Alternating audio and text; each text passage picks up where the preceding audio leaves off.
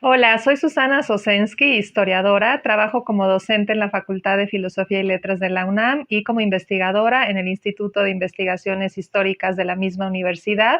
Y me han invitado a este programa a hablar un poco de mis orígenes en la Facultad de Filosofía y Letras como estudiante del Colegio de Estudios Latinoamericanos y después como profesora del Colegio de Historia de la facultad. Bueno, yo empecé mis estudios de licenciatura en el año 1992 en el Colegio de Estudios Latinoamericanos. Fue una experiencia muy formativa, inolvidable para mí. Tuve la fortuna de tener un programa de estudios en donde convergía la literatura, la historia y la geografía en torno a la región de Latinoamérica. Y a partir de ahí, bueno, mis intereses a futuro también fueron confluyendo en alguna medida de manera interdisciplinaria.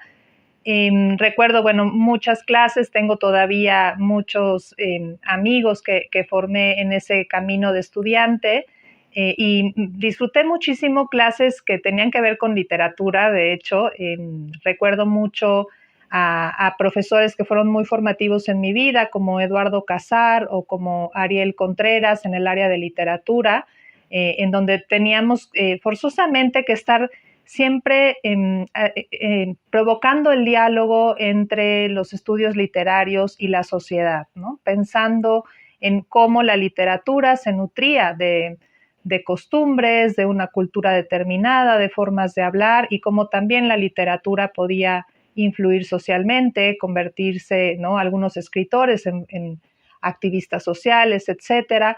Recuerdo también mis materias, por ejemplo, de geografía con el profesor Federico Krislip, que era por primera vez en mi vida yo entraba como a pensar la geografía ya no de una manera memorística como se me había impartido en educación básica, sino era una geografía humana. Para mí eso fue como muy revelador en su momento de pensar todas las dinámicas urbanas relacionadas al espacio.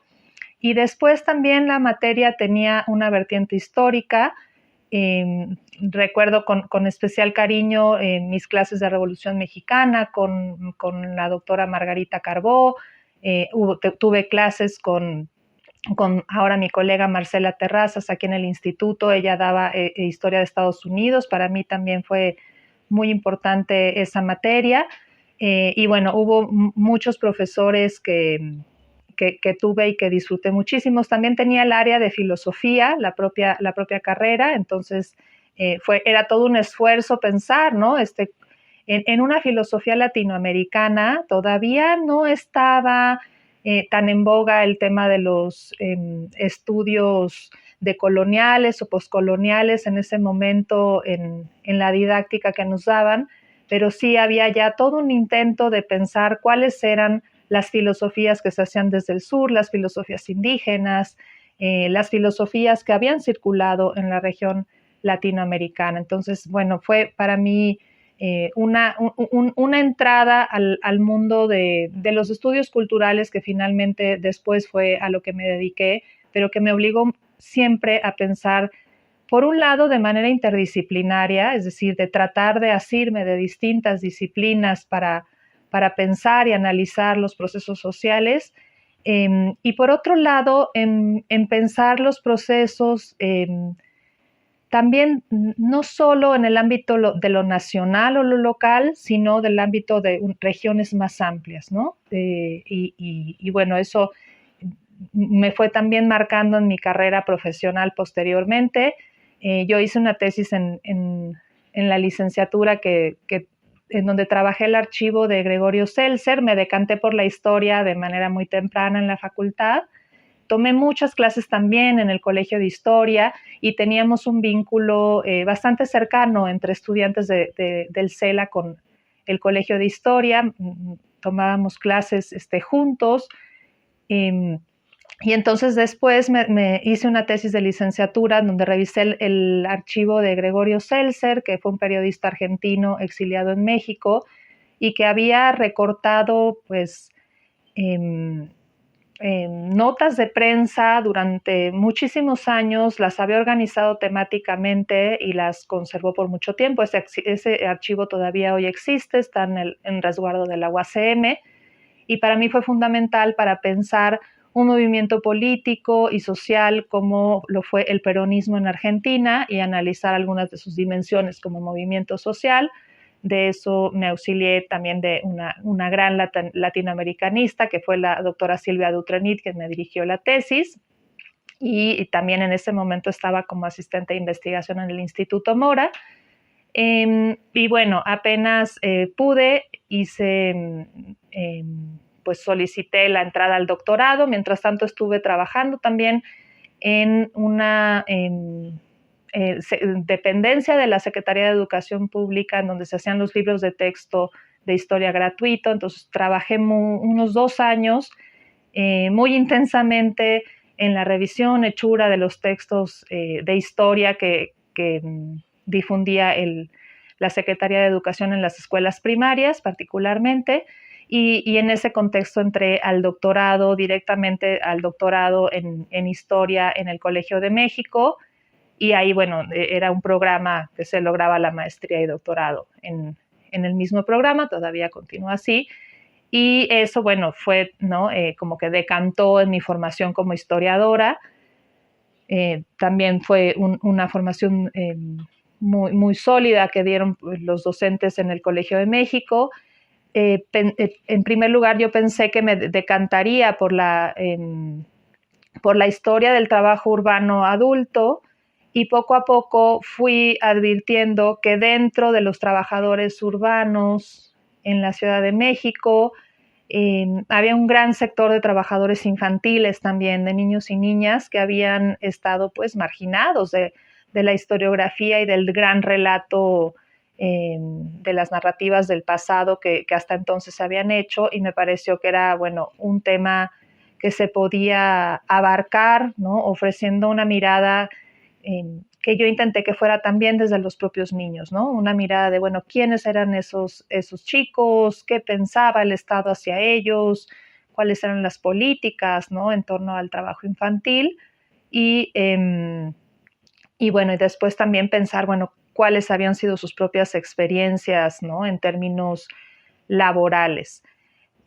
Fui trabajando muchos años en historia de la infancia, llevo más de 10, 12 años haciendo historia de la infancia, pero al mismo tiempo me considero una historiadora sociocultural en algún sentido, porque varios temas fueron decantando en otros. Estudié el trabajo infantil, el consumo infantil, y entonces cuando empecé a trabajar el tema del consumo infantil, tuve necesariamente que utilizar fuentes que ya había utilizado también para la tesis doctoral en el Colegio de México, que era la prensa, por supuesto, que es una de las, ¿no? Pues una fuente fundamental para el siglo XX, pero tuve que encararla desde otra perspectiva, que era también desde lo visual, y empecé también a trabajar con publicidad, cómo la publicidad había construido la idea de que los niños debían ser consumidores desde pequeño, cuáles habían sido sus estrategias, qué se había intentado hacer al respecto, y eso me fue llevando al estudio de la publicidad y los medios masivos. Entonces, bueno, he ido decantando entre también el estudio de la infancia, el estudio de los medios masivos de comunicación, el cine, la televisión. Estamos ahora también haciendo un libro sobre historia de la televisión en México, y al mismo tiempo también la historia de las experiencias y las emociones. Son todos temas que en el fondo están vinculados, pero que tratan de abarcar una mirada al siglo XX desde otras perspectivas, desde otras ópticas que permiten, ¿no?, ver los procesos históricos desde ángulos que ofrecen nuevas miradas también, ¿no? La historia de los medios, la historia de la publicidad da cuenta de, bueno, cuántos estereotipos han circulado sobre la feminidad, sobre la masculinidad, sobre la infancia, sobre la juventud, sobre el estudiante, sobre el obrero, sobre el indígena o el campesino, y cómo los mexicanos en particular, me dedico a historia de México, bueno, han lidiado, ¿no?, con con esas publicaciones y con publicaciones masivas, ¿no? sobre esos imaginarios. ¿Cómo se da esa dinámica entre lo que se considera representaciones sociales y las propias prácticas humanas en relación a esas expresiones? Y hace ya más de 10, de 12 años que trabajo como profesora en la facultad. He sido profesora en el Colegio de Estudios Latinoamericanos y también en el Colegio de Historia, también en el posgrado de Historia.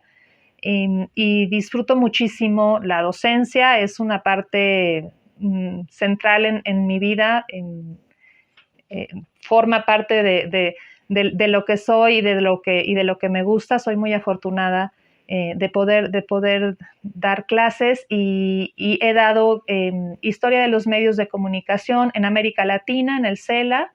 He dado historia de los medios de comunicación en México, en el Colegio de Historia, varios seminarios y talleres de tesis también y seminarios generales. Bueno, me disfruto mucho esa parte de transmitir, de intentar transmitir el gusto por la historia, la crítica de fuentes, el conocimiento tanto de autores que son teóricos en términos de historia de los medios de comunicación, como de trabajos empíricos. Entonces, bueno, me da mucho gusto estar en la Facultad de Filosofía y Letras y en la UNAM, y a esto me dedico. Gracias.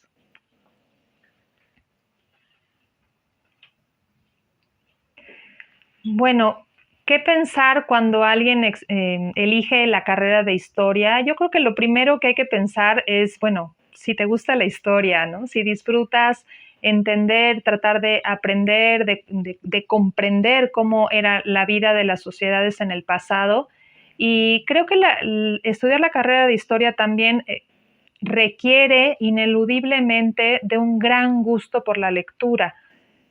Creo que no hay posibilidad de disfrutar la carrera si no te gusta muchísimo leer, porque es algo que hacemos cotidianamente todo el tiempo, y leer de una manera crítica.